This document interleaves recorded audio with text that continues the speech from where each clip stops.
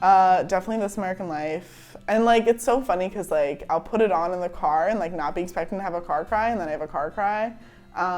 There's one like 2-part episode that I like recommend to literally like everyone, and it was about school segregation, like contemporary school segregation, and I was like, do I want to get my PhD in education now? Like, I don't know. And I actually just had a meeting with Teach for America, and they asked me about like if anything that they were saying resonated with me, and I went back to this podcast and I showed like so many people that podcast, and it's because it's like something that I feel like it tells this really important, you know, contemporary news story, but in this way that's like just really gets to you. I think Optimal Living Daily was the very first podcast I started listening to regularly, and I was at a time, it was like a really interesting transitional phase in my life. So I just lost my dad, he passed away, and I had to leave my program that I'm in now and move down to Virginia to support my mom for a couple years.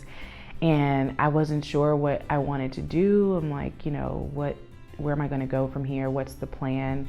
And somehow I discovered Optimal Living Daily, and that was really important for me at the time in trying to like figure out like what my next steps were, and also like stay organized because I wasn't in a graduate program. I wasn't, you know, working, so I didn't have that structure. So that to me, like starting my day with that before I went to the library or did whatever I had to do was like, all right, this kind of gets me in the right frame of mind, and I'm learning something new about how to be more organized or, you know, more productive.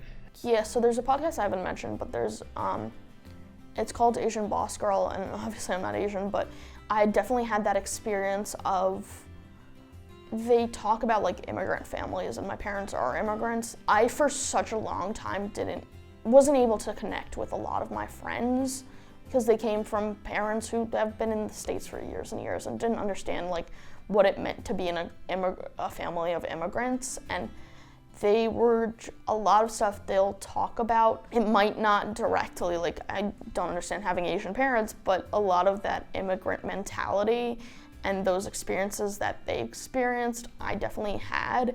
And it also was just an experience of like women talking about how they feel in the workplace and how their own experiences as adults and being in the workplace and in professional settings. And it kind of gave me this, oh, there are people out there who kind of see the same way I'm seeing it, and just have women that are in a professional setting to kind of look up to.